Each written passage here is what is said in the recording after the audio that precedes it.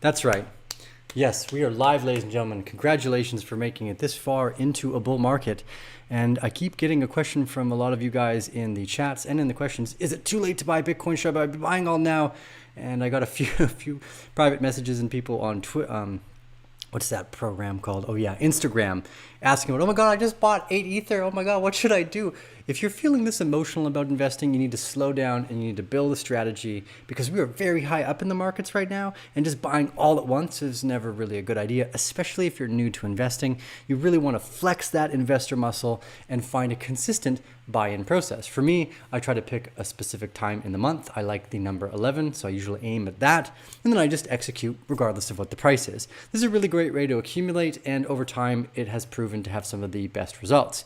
Now, we're going to get a little bit more into the minutia here, because Bitcoin had a nice big drop today, and it signaled, it might be signaling some weakness in the market for the first time since the start of the trading range. So this is a really, really interesting point to do a little bit more homework, research, and study.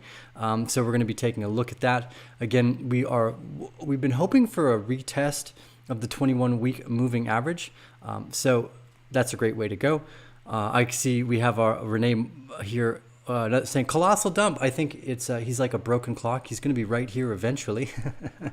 So we'll keep that in mind. But let's go ahead and dive in the charts and take a look at Bitcoin. And aside from that, we can ascertain whether it's a good time to buy. So where is it? This one. Bang. Okay, here we go. So I've got Bitcoin open on the 1 hour. You can see all these segmented trading ranges we've been following. First off, I want to note that the trading ranges we're in right now are no good for trading like leverage long positions. The finalized long positions that we were looking at were around the $23,000 mark. And after that $27,000 mark, because the spread of the trading range was so thin, around 6%. But these trading ranges now are significantly more volatile than the previous ones that we had been in. And for the first time, we may be seeing weakness. So I like using the area chart because it gets rid of the wicks, because the wicks can often kind of throw us off in our analysis. One of the points to doing that is, okay, well, it's really easy to turn the wicks back on. So for those of you that are new to TradingView, you go up to the top here, you have all these choices between bars, candles, Heiken Ashi. I like the area chart, but if we look at the candle chart here, oh, whoa, crazy. I guess it's in purple and yellow today. That's not what I thought it would be, but okay, nonetheless, we'll use that. You can see we had a wick down all the way to 35,000. We'll put our area chart back on just because it looks a lot cleaner. But what we want to focus on is our volume right now. So our volume right now, this is an important part. This is the first time we've actually seen a downspring produce more of a result to the negative side. Again, so this is important for two reasons.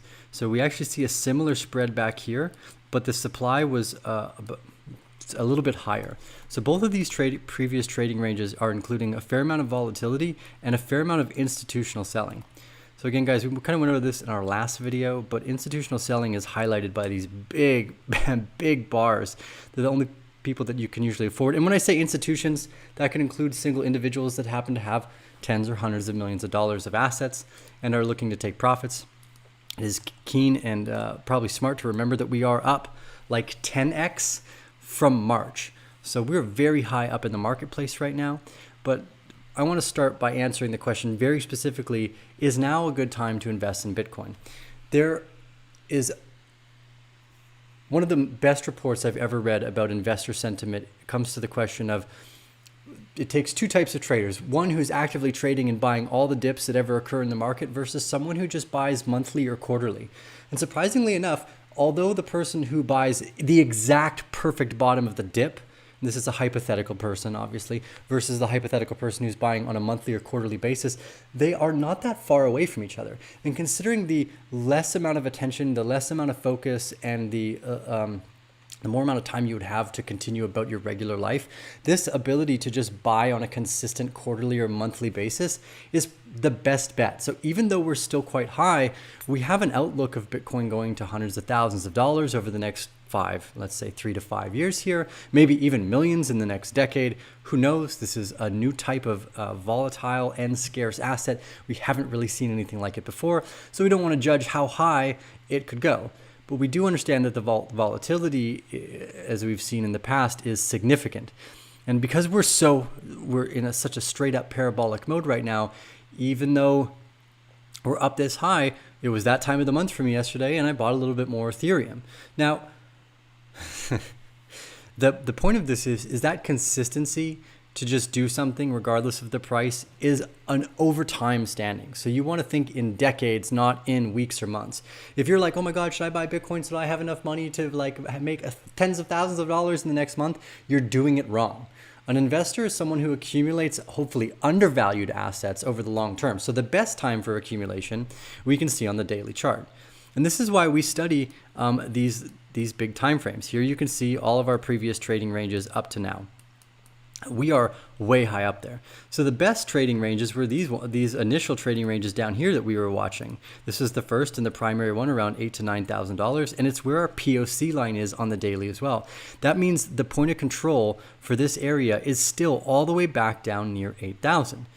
Now, if we go out to the weekly, this is going to become one of the stories that I think is the most interesting, is to look at where we are on the 21-week moving average. Now, I've gone over this a few times, and it's worth going over again. So I'm going to turn on my 3 moving averages. And as you can see here, currently the 21-week moving average is all the way back down here around 20,000. So if we were to start to see big distribution, and it's going to form a new trading range. I still don't believe that we are done this bull market. In fact, I believe it's just getting warmed up. One of the earlier conjectures we made when we were all the way back down here in September was to keep an eye on March, which is what we would hypothetically call springtime. The reason springtime is important, investors are often covering taxes, rebalancing books, providing, I know with my accountant, I'm going to have to go over and decide where we allocate what again. And that's usually around this time of year. So everyone's fluctuating their accounts to make sure that they're making those covers. Now, one of the important parts again here is to recognize that this test that we're kind of looking for of the 21-week moving average is something that we were bringing from the old traditional markets. So before I joined the crypto space, I traded like options, and the test of the 21-week moving average was a consistent area to look for these longer term trades. So a big part of the question is, when does the blow off top come, and are we seeing it right now? So if we go into the 4 hour, one of the areas we're going to want to keep an eye on is the what is this? The 50. Actually, I don't even remember what I have open here. Yeah, the 55 moving average on the 4 hour. If we start to break, if I turn the candles on here, you'll be able to see that we just touched it. See, I should change. I don't know why these colors changed. We'll just do a quick little thing. So for those of you that are new to TradingView, this is how you can change the colors to your candles if you want to customize it so you feel like you're, if you want to change it to the bear colors, so you can join the bear style, just like that. There you go. See how the wick touched exactly the 55 moving average here? Boom. If we see a candle close below that, oh yeah, we're gonna come back down and test that 21-week moving average, maybe even as low as 23,000. I do actually think we're gonna go higher, but at the same point, as you can see here, we're actually closing below the trading range at the moment. Now, on the 4 hour, if we see the inability to close above the trading range, so what we would, this actually would be a great time to go over distribution, as a matter of fact. So let's do that. We'll go over here. We'll take a look at our distribution models. Boom, boom, boom, boom. Where's a major sign of weakness? None of them really have that style, but okay. So let's go put these side by side. Okay, here we go. So when we're looking at our trading ranges and we want to pay attention to these major signs of weakness, it really has to do, I'm going to bring now that we can see where that candle wick went to, we'll get rid of the 3 moving averages. So again, we just want as clean a charts as possible. As little as data as possible is helpful, helps us make cleaner decisions.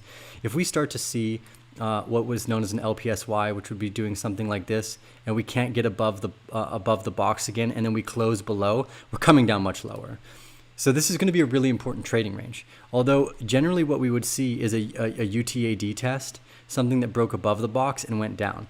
And Ethereum might actually be a great point to make an example of this, because Ethereum was giving us some very beautiful signals too. So Ethereum didn't take as big of a hit, which is nice to see, at least within its trading range. Now it did drop as well, but not a whole lot in comparison. I mean, here if we measure the spread of Ethereum, it's like 6%, whereas the spread for Bitcoin was actually larger. This is the first time we've seen the spread to the negative for Bitcoin larger than Ethereum. So that means Ethereum at this current moment still has a little bit more strength in it than Bitcoin. And that's not a great sign. We could go higher. Again, a blow off top that I was expecting is usually a hypodermic top.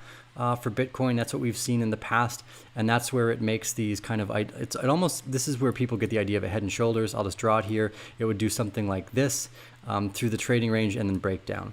And we haven't seen that blow off top yet. Even if we use our candles, it's not there. But we are seeing a sign of weakness, and we're currently closing below the trading range. So the big question is going to be, can we get back into the trading range, and can we get above, form a UTAD, an LPSY, and then a breakdown? Or is this just a spring? Do we continue above? We see our same backup phase and we continue up higher and out.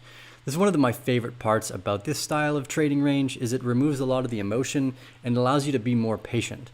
Basically what this is saying is be more patient. Now, again, to answer the question of when or should I be buying Bitcoin, if you don't have exposure to assets, you want to flex that investor muscle. So just buy small amounts or buy what you can afford to basically lose. So if you're like, okay, I make 10 grand a month and I've got $7,000 in bills and I got $2,000 that I go into like savings or investing, I want to put $1,000 of it every month into Bitcoin. Well, then you can go, I'm just going to execute every day on the 15th when I get that paycheck, whatever it might be, into Bitcoin and not think about the price. This is the best way to go for the investor. For those of you that are learning how to trade, with leverage, this stuff is way too volatile right now. Again, you're looking at a trading range spread of like here, even to the bottom of the wick, 16% here, bottom of the wick, 18% here. These previous trading ranges between 23 and 27,000, these were the sexiest trading ranges like possible. 8% gap with only 10% here. This was a beautiful place to start building like finalized long positions effectively. And that's where my final long was here at 23,000. So even though I spot bought a little bit, wasn't a whole lot, it's just to keep flexing that investor muscle, because this is supposed to be a decade-long process. It's not supposed to be a get rich overnight idea. Investing is not, oh, I'm gonna get rich tomorrow because I bought Bitcoin. No. Investing should be a long-term thesis that you plan to include and say, instead, I'm not going to buy all these shoes and ridiculous clothes and that I don't need. I'm going to actually accumulate more investments. So again, as you can see here, we saw this, we saw very similar, what might have looked like a sign of weakness in Bitcoin, and then a break above the box here. So we might see something similar. And we're looking for that break above the box. So until we see that, I'm not convinced that we're going lower quite yet. And as a matter of fact, it doesn't look like we've even hit a UTAD. So we would want to see something like maybe 44,000 before we saw an LPSY. So this trading range is nowhere near done. Now we could get a little bit more, let's pontificate a little more. This looks to me like a spring. It looks like reaccumulation still to me. It doesn't look like distribution yet. So I don't think it's going to break down here. Actually, I feel quite confident that it's not going to break down here. Here we have a smaller sell signature and a bigger buy signature that took all that up. Now again, this buy signature was not super strong. It only moved the price around this much compared to the sell signature, which is smaller, moving it this much. So our effort versus result right now is not leaning in the favor of a bullish movement, but our trading range is not completed yet. So again, we want to look for further confirmations in the trading range. And I think this previous one here is a beautiful example where you saw the initial sign of weakness after your BCLX and your test, or your spring and then your test before this backup phase concluded. So I think that we're going to see something, again, very similar. Here's your spring, here's your secondary test, and your backup phase around 41, 42,000, and then probably a little higher before we see a blow off top. Now, we won't know until we get there, but this type of trading range, once we see distribution come into play, it's going to be based off these trading ranges. So this is a two-part answer to that question. Should I be buying Bitcoin now? Well, yes, you should flex your investor muscles and you should set up a campaign where you're always accumulating assets. Maybe you decide, hey, Bitcoin's overpriced right now, but look, Band, one of the other ones we've been watching, is not. Or Avalanche, another one of the tokens that we've been a big fan of, is also not. Okay, we're going to close that. Continue. Let's start a new one. Yeah, okay, here we go. So this probably leads to a better sentiment around understanding the venture capital aspect of what we've been talking about. I don't know why I didn't save my colors here, but nonetheless, we'll go back to the area chart. Boom, like this, yeah. So something like Avalanche or Aave, Wi-Fi, Link, these are all undervalued assets right now. They're not in their parabolic movements.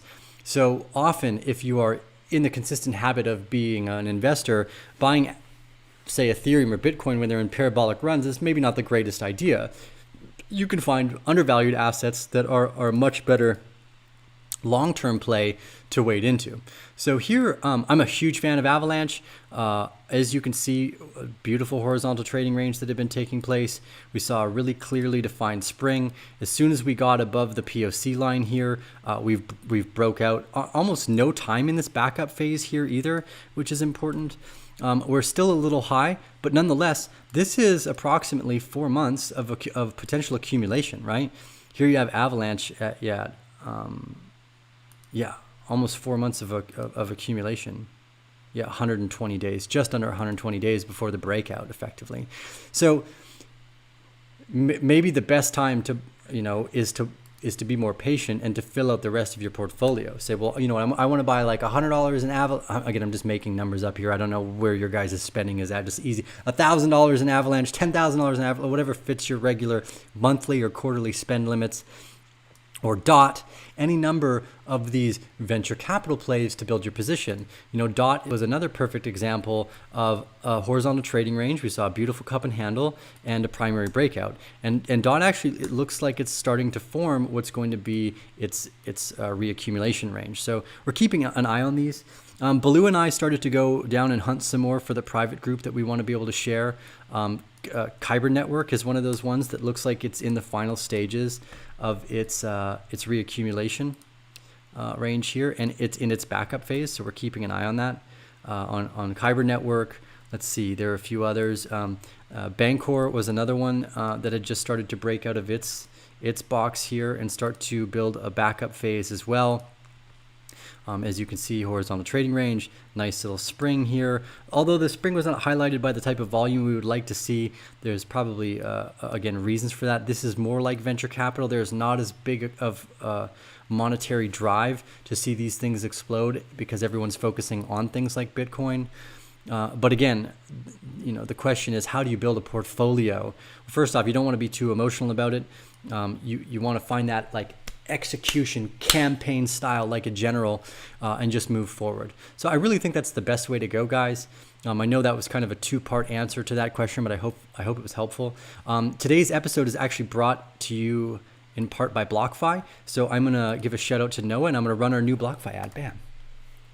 I want to give a big shout out to BlockFi for sponsoring today's episode, helping us bring you guys all the up-to-date market content that we do. BlockFi provides their customers a high-yielding interest rate on all your favorite cryptos. Plus, if you sign up in the links below, you can get up to $250 in Bitcoin added when you fund your account today. So from Bitcoin, Litecoin, Ethereum, and the USDT stablecoins, this is a fantastic way to continue to grow your financial freedom. With up to 8.6% APY that starts earning instantly and compounds monthly.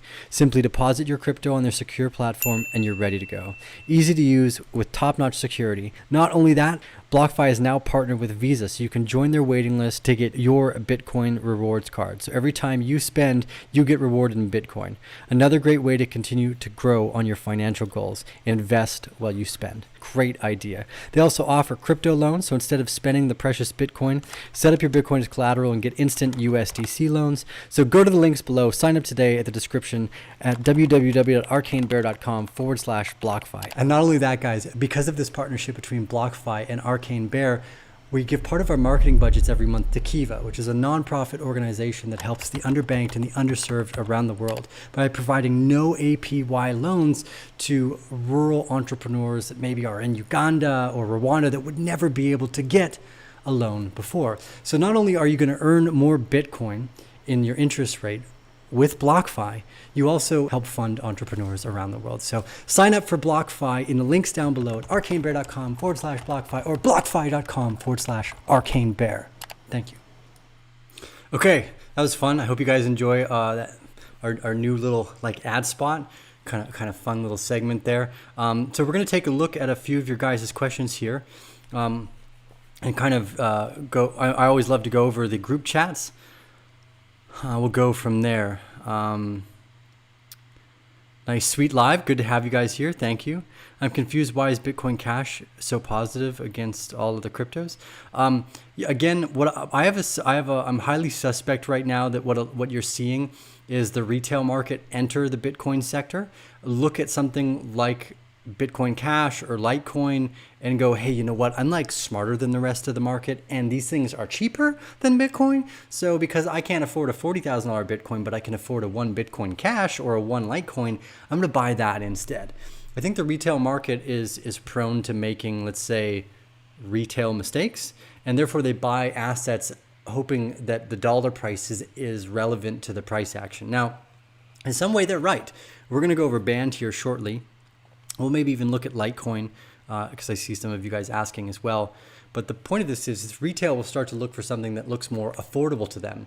I don't know how many times I'd have a conversation with someone where they're like, well, what about this because it's cheaper? Is it more likely because it's cheaper to go up 150% versus something like Bitcoin that was at 10 grand to go to 40% or $40,000? And that's the problem, is the average retail investor doesn't recognize that percentage gains are what you want, not price gains. The price is totally irrelevant. It's the percentage of the change of that price over time that's the important part. And retail investors often make that mistake.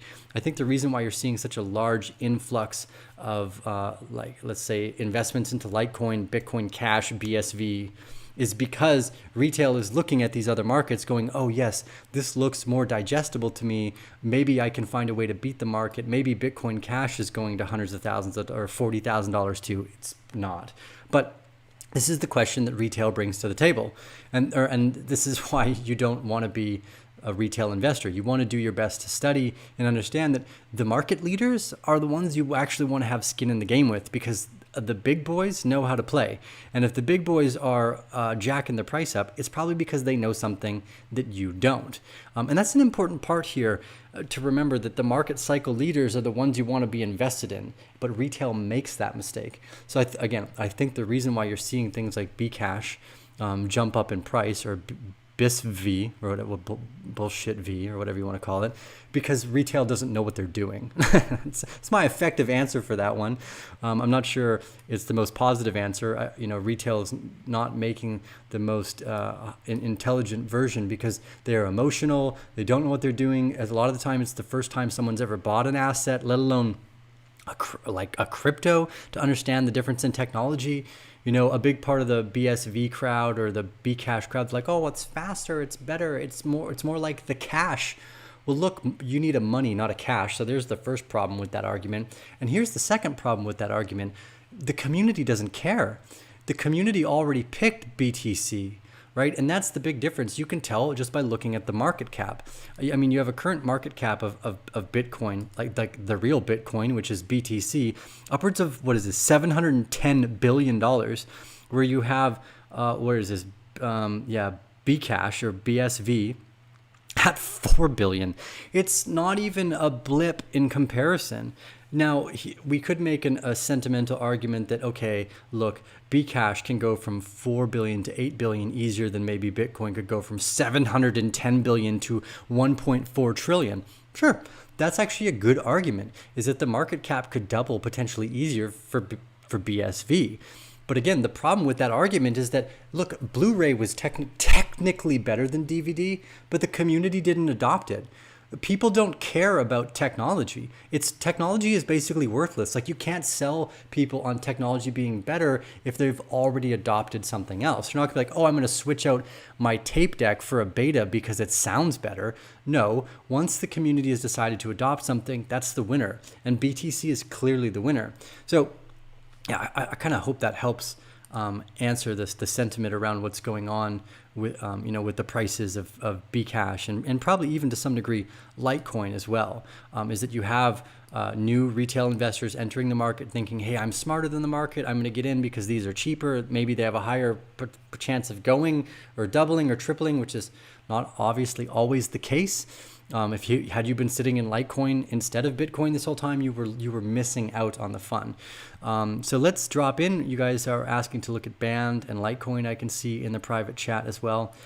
So let's jump over, switch our screens, and we'll take a look at Band and Litecoin, and then we'll just continue to I guess take a look at your guys' thoughts and questions.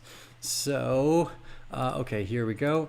Band is one of the trades that went out. Now, again, I want for all of you that are private members, I do realize that a few you didn't get the Band update. I fixed that, so that was my fault. I have like tags in my automated emailer and Anyways, tech nonsense. Maybe I will resend it out again just so you guys get it. But Baloo and I are working on more updates.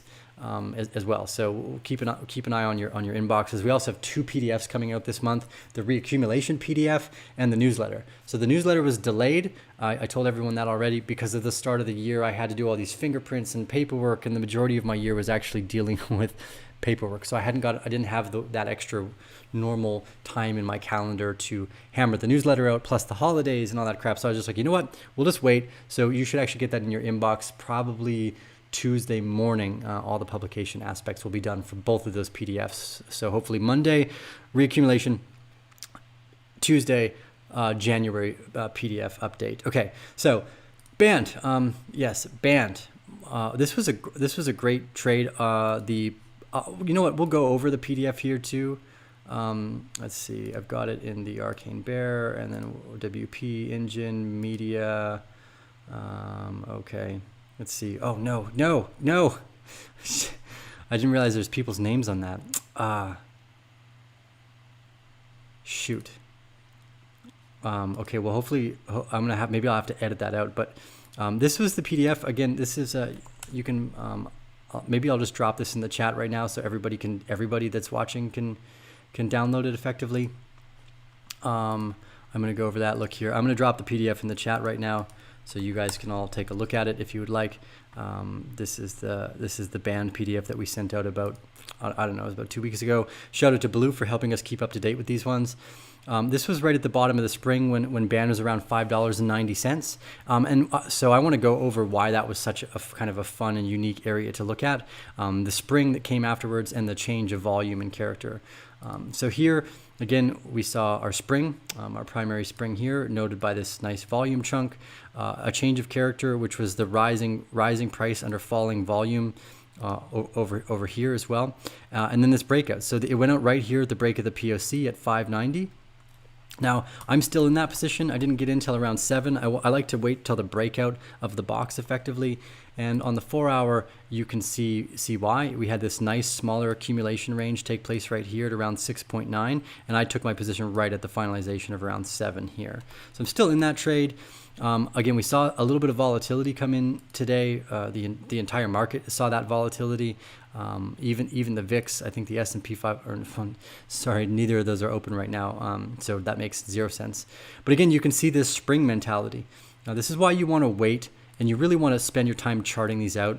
So if you guys are new to Wyckoff trading or sentiment analysis, when you're making your horizontal trading ranges, you really want to wait for these defined spring moments, which are these big chunks of volume that come in on the sell side that push the price down, and the change of character in the effort versus result. So again, more supply, less price movement each time. So that was really important. And now finally, it looks like we hit the spring of this trading range.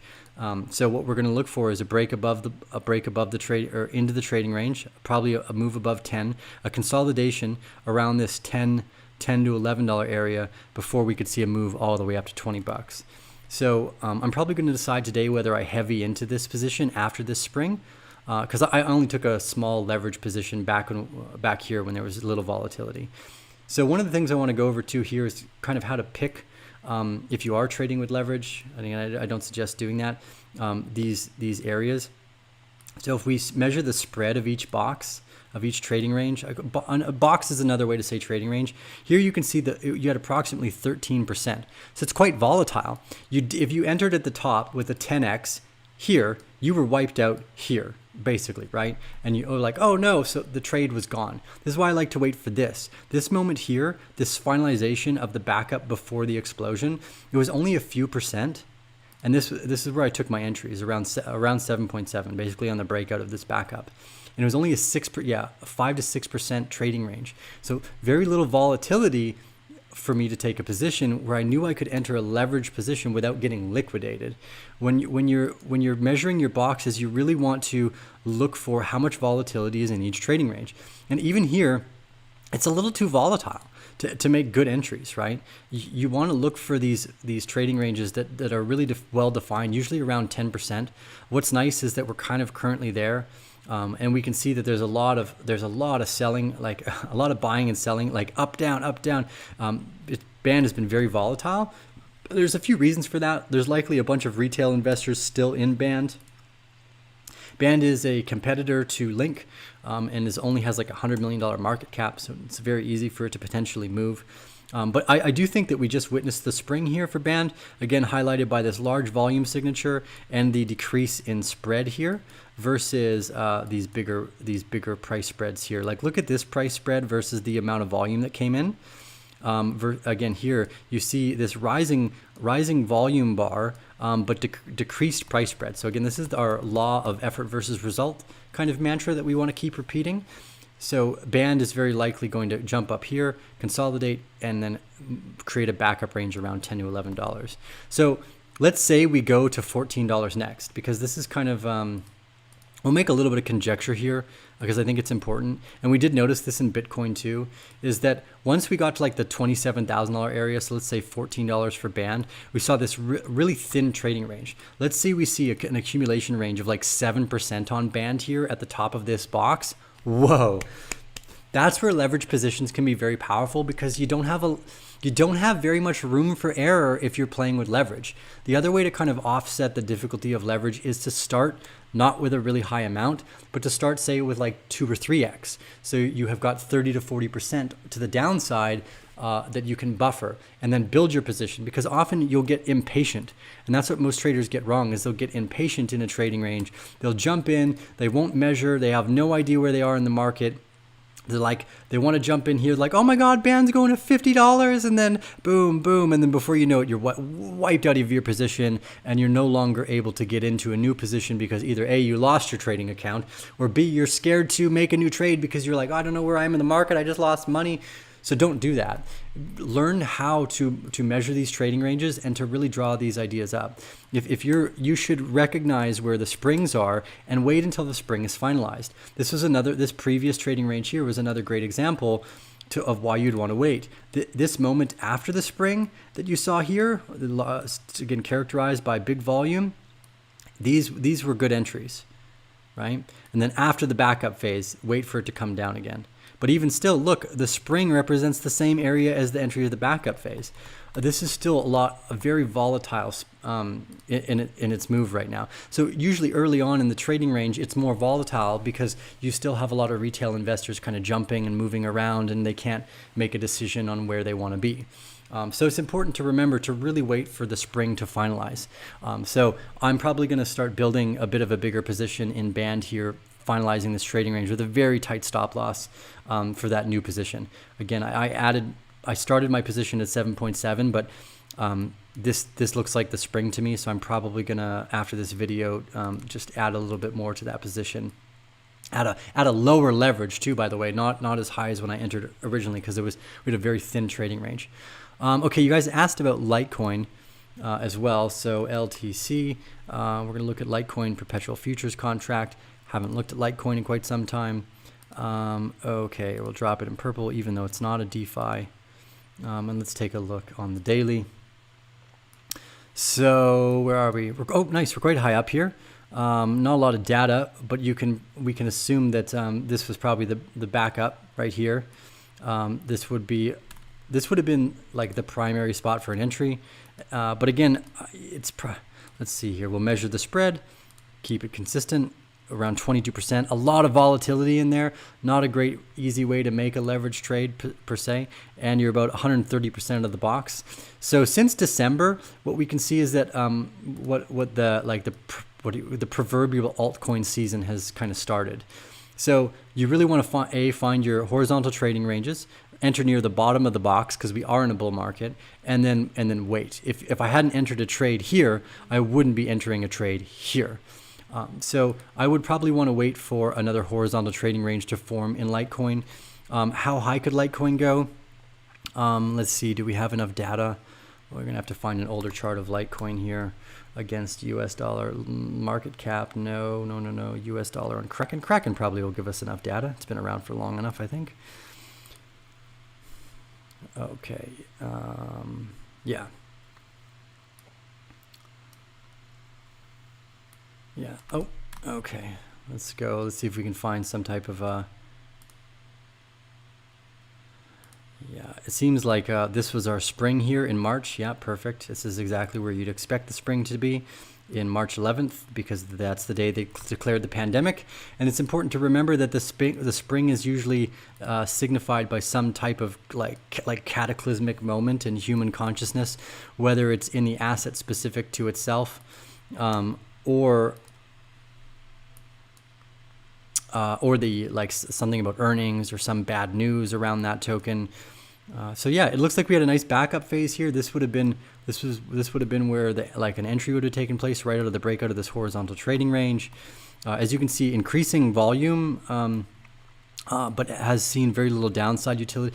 Now, one of the interesting parts about the conversation around like Litecoin, BSV, etc. These are all baby Bitcoins. I kind of talked about this in my previous in April of 2019, that there's not a whole lot of difference, technically speaking, between Litecoin and Bitcoin, or BSV and Bitcoin. Like, there's slight changes, right? Like DVD and Blu-ray were like slightly different encoding qualities, just the same way like X256 versus H256 encoding patterns on my export from Final Cut Pro is like pretty much the same thing. You know, the average person is not going to be able to visually tell the difference between those ideas.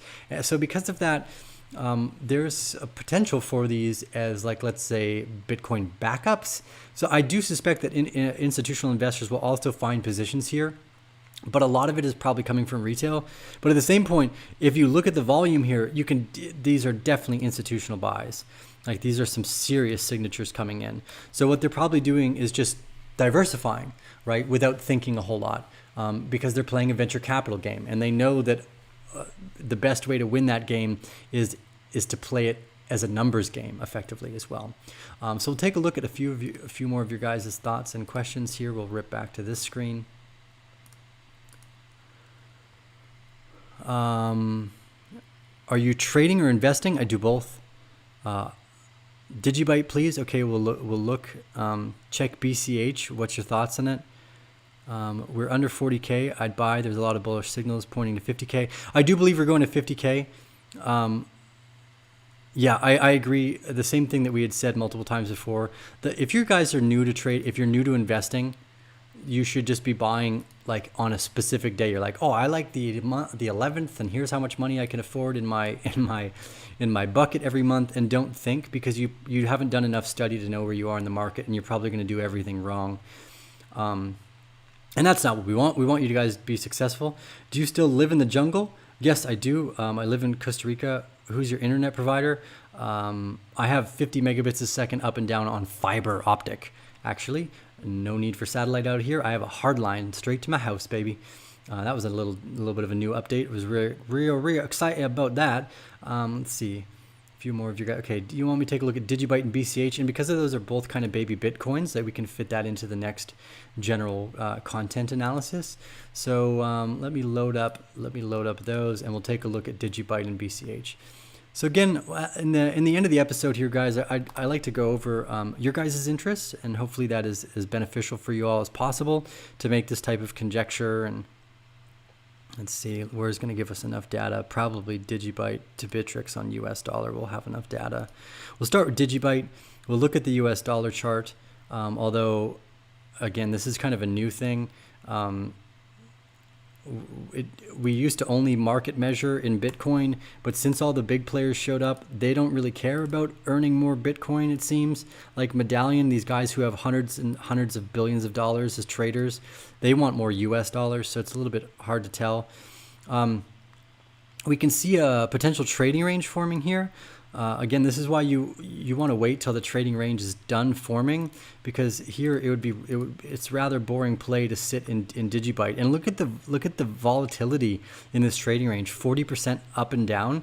Definitely wouldn't want to be sitting around in this trade for too long. Although it did look like we were going to get a bull flag breakout right here. It almost looked like we did. And this could be a backup phase. You know, what's really interesting about this is you could sorry for the toddler drawing on the screen here. Let's use my straight lines. We could some degree make a conjecture that this is the horizontal trading range and that this is the backup phase. And then what you're seeing is a lot of retail market gets shaken out here. Now, again, this we're not seeing the law of effort versus result yet. What we want to see is rising price on falling volume to clearly indicate that the bull market has started. So if I hadn't entered a position here yet, I still wouldn't. I would wait. Digibyte is another baby Bitcoin. It is a proof of work token. There isn't a whole lot of difference between Digibyte and Bitcoin from the user's perspective or from the tech perspective. Now, I'm sure someone smarter than me in the tech world would be like, oh no, blah, it's totally different. I'm sure someone also smarter than me would say, no, you're right. It's actually very similar. There's not a whole lot of difference here. So we do have conflicting factors on that conversation between the people that are smarter than me in tech. So please do remember that the baby Bitcoin thesis of proof of work still kind of fits under that same heading and table. So even though there's a more volatility than I would like in this particular trade, if you're looking at building a venture capital idea, the idea is like, look, if you get $1,000 in something like Digibyte and it goes up 1,000%, you made $100,000 from that $1,000.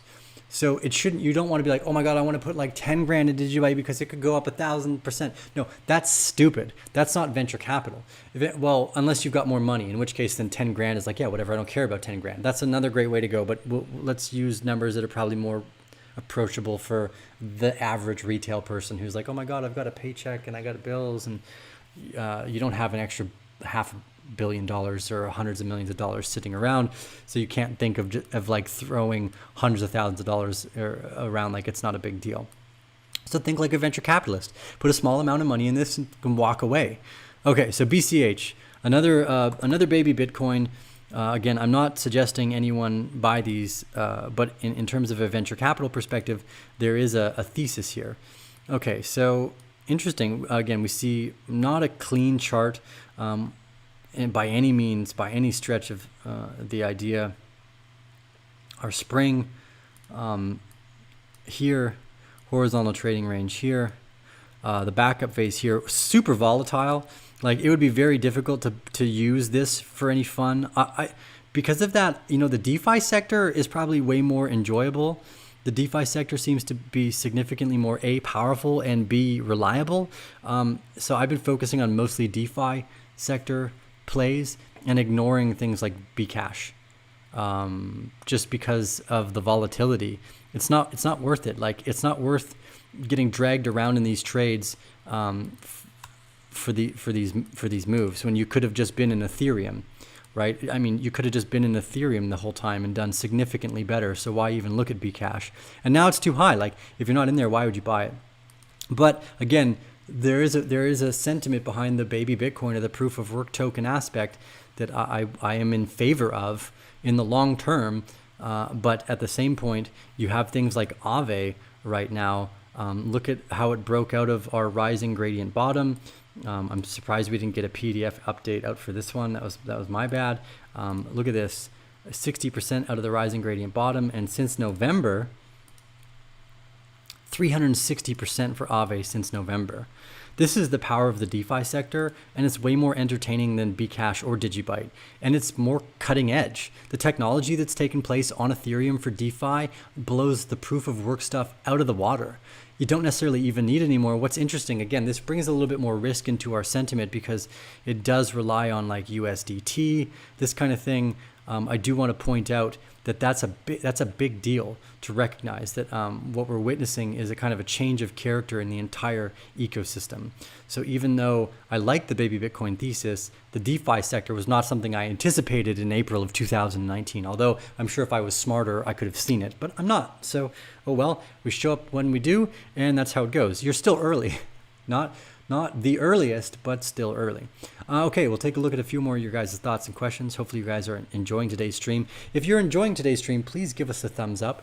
It helps other people later on down this stream find the information that they might be looking for. We do our best to go over as many questions and answer as many of those ideas as we possibly can for you guys. So let's take a look. Do you guys think Bitcoin will be back under 30K? It's not worth thinking about that because, David, when you ask a question like that, it insinuates that you're probably waiting for a price to go down that low. So what you should do is follow the original sentiment that I've said in the beginning of this video. So if you're interested in should I buy Bitcoin at a particular price, is to build a flexing muscle of investing, which just executes on a specific day at a specific time, whether it's quarterly or monthly, and don't think about price and think about decades. Because otherwise you're going to make mistakes, David, and you're not going to get it. You're like, oh my God, I hope it goes down to 30K, and then you just never buy. That sounds stupid. And it sounds like you're just going to miss out. And then by the time you eventually get in, Bitcoin will already be at like maybe $150,000 or something ridiculous. Okay. Loving the Aave strength here. Yeah, me too. Thoughts on the ADA chart? Okay, we can go over ADA. I'll write some of these down here. For now, I just want to take a look at a few of your guys' questions as we go over.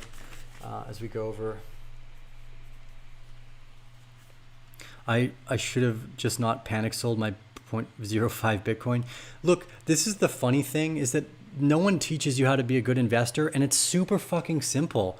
Execute, flex it like a muscle. You show up every month and you invest in things that you find interesting. That's it. That's all you have to do. And you need to think in decades, not in years. No one makes a lot of money in a year unless you get lucky. And you want to, listen to Naval Ravikant's How to Get Rich Without Getting Lucky. It's a very, very awesome podcast. Like it's a group of podcasts that he's done. I highly suggest it. Because that's what you're getting wrong when you do stuff like that. You're getting emotional and you're not thinking about the long-term vision of how investing works. And it's super simple. You execute frequently on things you find undervalued. Okay. Okay, you guys want me to look at Bitcoin again? ETH in the next 7 days. What's this? Who cares about the vault? Like, unless you're playing with leverage, like why would you care what it's doing in a few days? A lot of you guys are probably spot buying and spot selling. Don't. Just accumulate. You're going to get it wrong. You're only going to lose money if you're this new to trading and investing. And I can tell that you're brand new here by the way you ask the question. Don't. Because all you're going to do is kick yourself later. We might go to like $300,000 for Bitcoin. Okay, the next video we make is Bitcoin's going to $300,000. That way you guys don't feel so, that way you don't do so many silly retail trader things.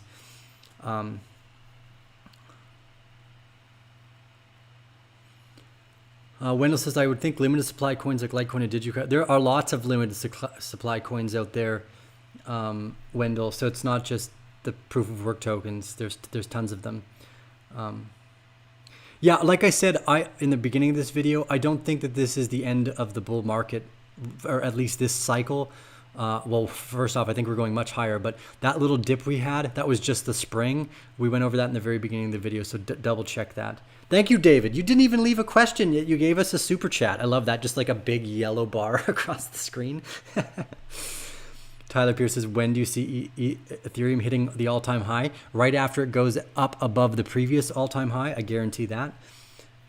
When's Ethereum going to the all-time high? Right after it goes above the previous all-time high. Very easy way to answer that question.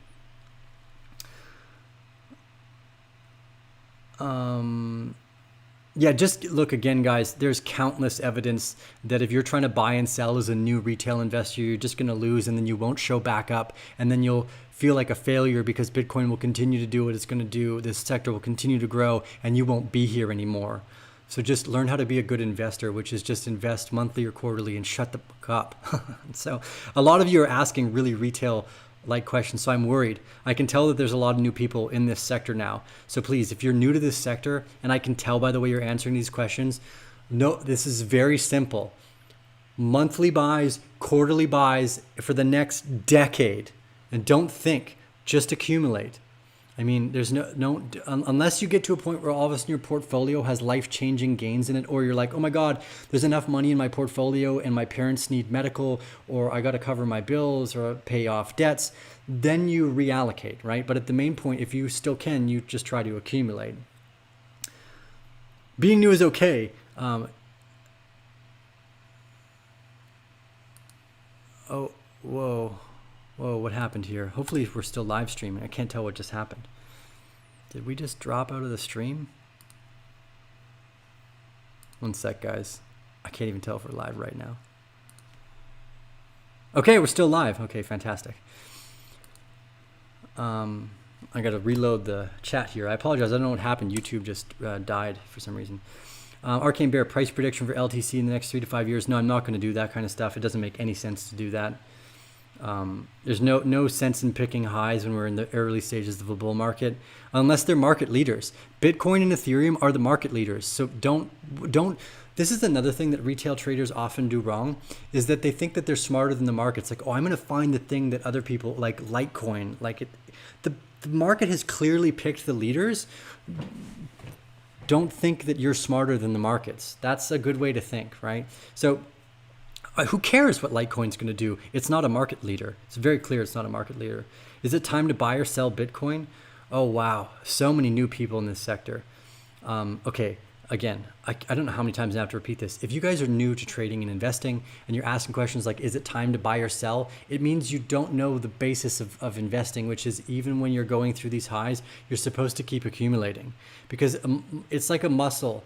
Investing is like a muscle. You're supposed to show up at a very specific time to the gym and you start flexing and lifting weights every time, every day. And you don't go like, oh, it's my day off today. Like I'm going to sell myself out.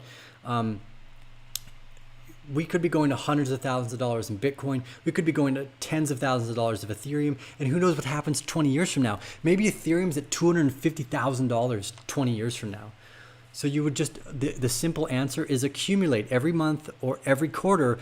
Yes, it was a much better thing to start doing in March, but we don't start attracting retail investor questions like this until the market starts to explode, right? That's a very, very noticeable thing.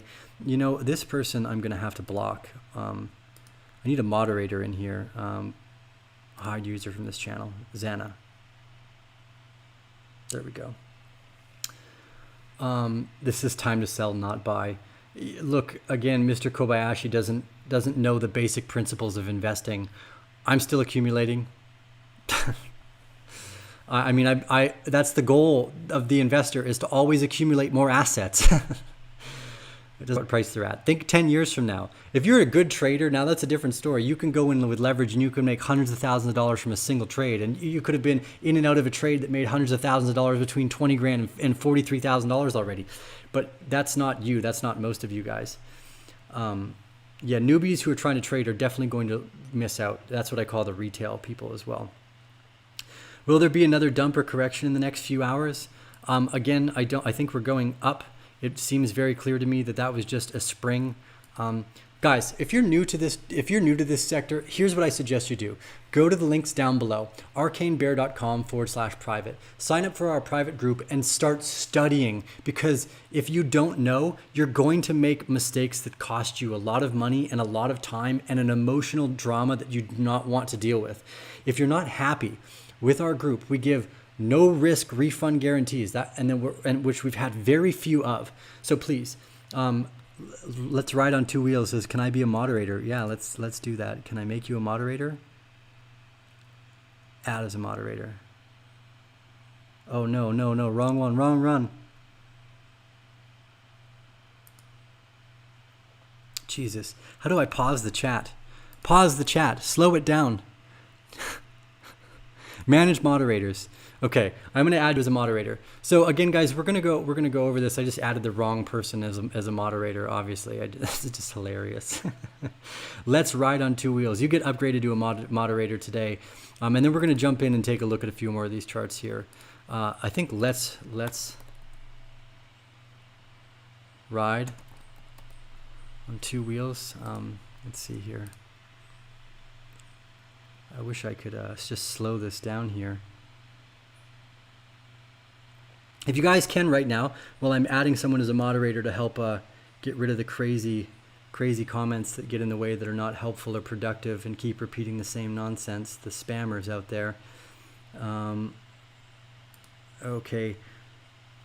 There you go. Let's ride on two wheels. You are now a moderator of the channel, so thank you for that. Okay. I love the channel. Enable slow chat. I do have slow chat on already. It just wasn't enough. The ayahuasca experience video will come out tomorrow morning. I'm just kind of finalizing the storyline. I wanted to give it some extra love. I appreciate that. I accidentally added you as a moderator there, Hoddleberry. I didn't mean to give that to you. So it should actually, there you go. Condre Sova, another super chat with no question. Guys, if you're going to give us money, please at least say something. Like, give you a shout out though. Condre Sova, helping support the Arcane Bear family.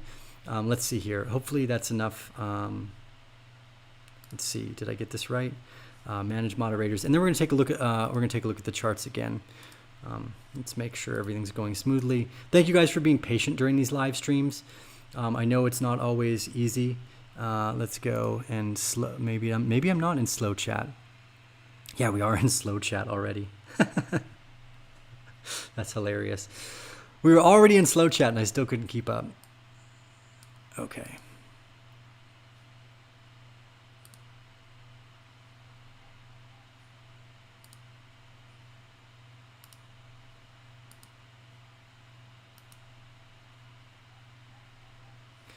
Okay. Awesome, guys. So let's take a look at your questions. Sorry about that moment where we were adding moderators. I apologize for that little bit of time there. Target price for ETH over the next 10 years. Who knows? We could go into the tens or hundreds of thousands of dollars. My first aim is around $2,600 for primary consolidation. Ayahuasca is a plant medicine for those of you that are asking. Let's see here. You're giving the goods. Thanks. Thank you, Condre. I appreciate that. XLM. Okay, so you guys have asked for XLM and ADA. We'll go over that. Are you wearing a Binance t-shirt? I am. Shout out to Binance and CZ there. Let's see here. Yeah, let's take a look. Make sure everything's going smoothly. Okay. Would you recommend Litecoin as a side investment? Again, I think that these are great to think as venture capital. You put a small amount in, you basically walk away. Oh, thank you, Bubba Murphy, for another live super chat. For long-term investors, is there any value looking at daily technical charts? Great question, Bubba. And that's actually how we'll go into these things. Absolutely. One of the most powerful things about the Wyckoff trading ranges is not just for day-to-day traders, but also for long-term investors, because it can really help you know where you are in the market. Let's go back and take a look at Bitcoin for our multiple section here. So first off, we'll actually look at what we were talking about. I don't believe that this is a breakdown for Bitcoin. It looks very obviously like a spring to me, and we didn't see a UTAD. For this to be a breakout, you'd need a UTAD test. It wouldn't just continue falling down here because there's been no UTAD. So for those of you that, again, I'm going to answer your question here, Bubba. If you're learning how to be a long-term investor, these trading range analysis, what we go over in the private group, is so powerful because it's not just on the short term, it is a long-term sentiment analysis. So if I open up my other Bitcoin chart here, and we go and we start to look at what we've been following for many months now, this is the importance of knowing where you are in the market. In March, when we hit the spring, this was an area that every day afterwards you could have went long from effectively. So is it important to know how to do this stuff as an investor? Absolutely, because you can double down during these lower trading ranges. If you recognize that this is a trading range, you know that this is actually the time to be accumulating more. Now, even though I'm still adding less each time per month to something like Bitcoin or Ethereum, but I'm actually increasing on a heavier level things like Aave and Band because they were in their trading range. So Aave was in its trading range, so I was adding more. Band was another great example. It was recently just in its trading range, so I was actually adding more because of that. So as a value investor, a long-term investor, you know that instead of investing in Bitcoin when it's up this high, maybe I should be including more in my Band because it's in this perfect horizontal trading range.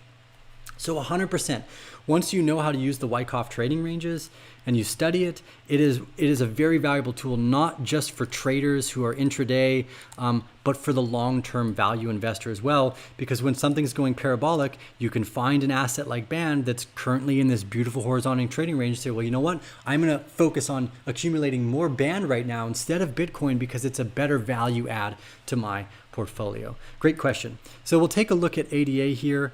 And XLM because you guys had asked. And again, I try to go over as many of the questions that you guys have.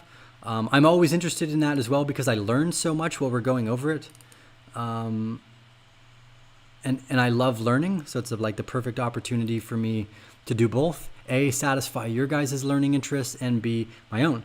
Because whatever you're watching, why did ADA not load? It's so strange. ADA. Okay, there we go.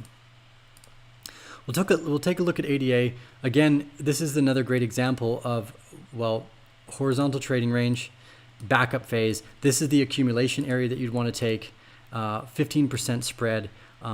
This is where you'd have wanted to enter in the last month between November and December. Up this high, I'm not sure. It's hard to say. I'd probably need to actually open up a different chart here with a bit more data because the perpetual futures of ADA just did not have enough. Let's go ADA on Kraken. I know that will give us more time on deck here to look at the entirety of the trading range.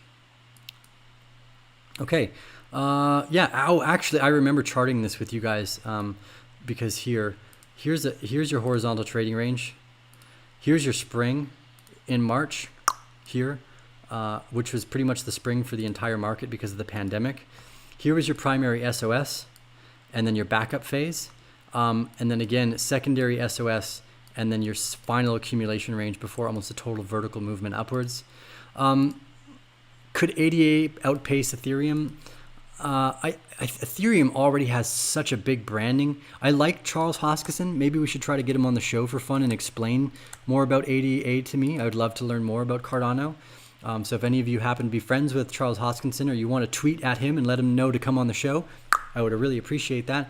But again, you can see this finalized backup phase here was kind of like the sweet spot for that trade. You had a very, very thin amount of volatility, only around 10%, and this final breakout here yielding 140% move upwards. Again, so where is it going to go? We could make some very early simple conjecture here by using our Fibonacci retracement tool and just measuring the box. We are already pretty much at the primary extension.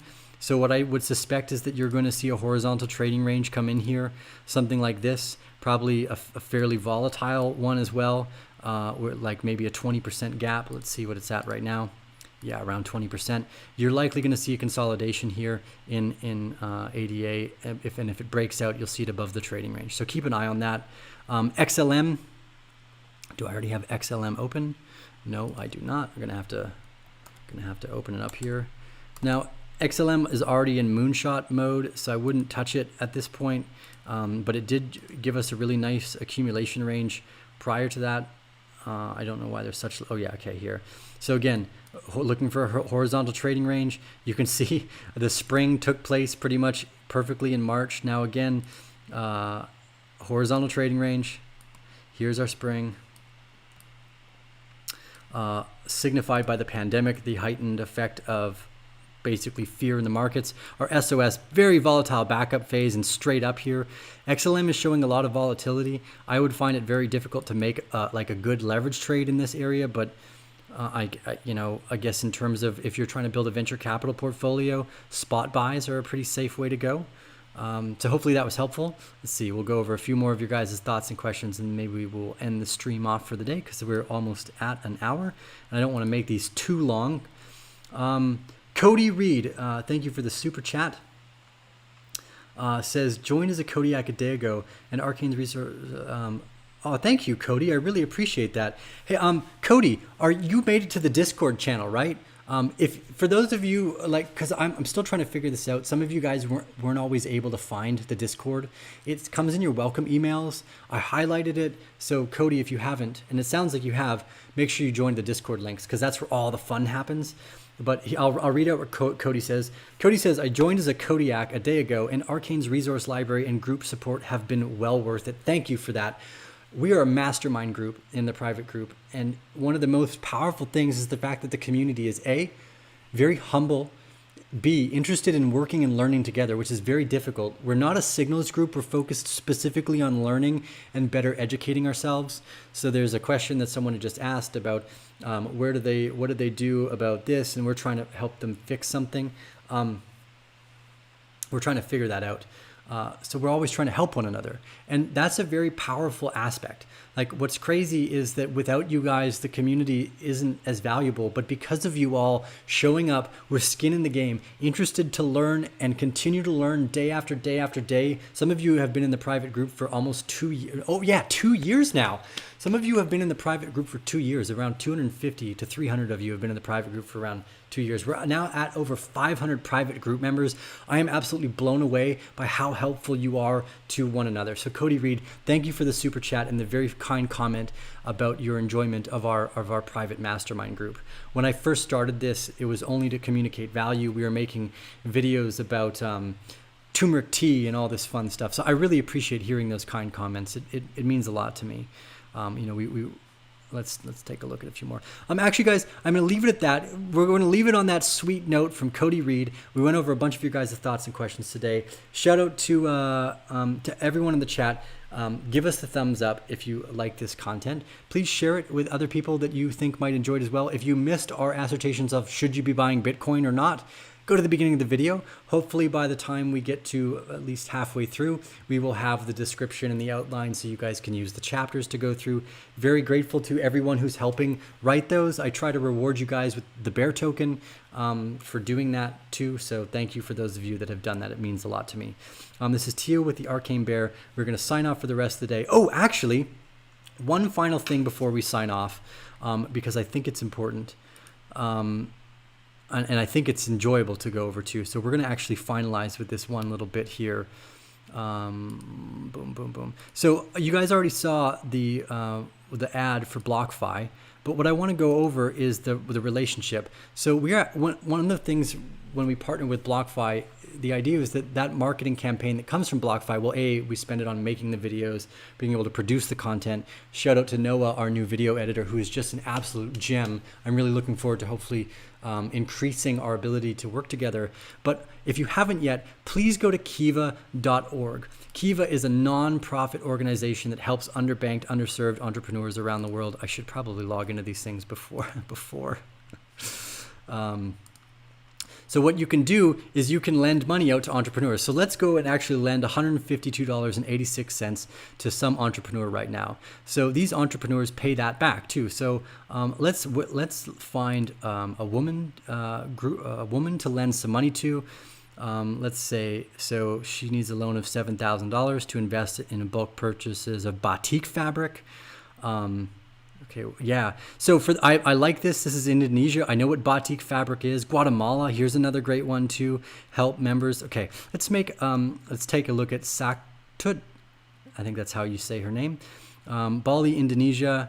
I try to like look around here. So what you can do is you can make a no APY loan to an underserved, underbanked entrepreneur around the world who could never generally get a loan like this. And let's see, Guatemala, that's a place that I lived before. Really big fans of that. Friendship Bridge, they're looking for $6,000 to help rebuild the floor of threads. I love this stuff. So let's go and lend some money because of our partnership with BlockFi. We'll proceed to check out. Let's see here. Let's just do $50 right now. That way on the next episode tomorrow, we'll lend the other $50. So, and we also make a donation to Kiva at that point as well. So here we go. We're making, because of our partnership with BlockFi and Arcane Bear and the fact that you guys sign up in the links arcanebear.com/BlockFi, not only can you earn more interest, but you know that the marketing budgets that come from BlockFi to Arcane Bear go to help underserved, underbanked entrepreneurs around the world. So there we go. There's a nice little loan out to some women in Guatemala who need more textile fabric. So thank you. We'll share that on Twitter. Please, if you guys can as well, follow us on Twitter. Help spread the word about Kiva. We'll just hit that tweet button. Thank you for all the support today. I really appreciate it. It means the world to me, the fact that we can do kind of fun, experimental stuff like this. You guys are all fantastic. Yeah, we're going to sign off for the rest of the day. That's it. Thumbs up, everyone. Thank you for being so wonderful in the middle of a bull market. And I will leave you off with the outro logo.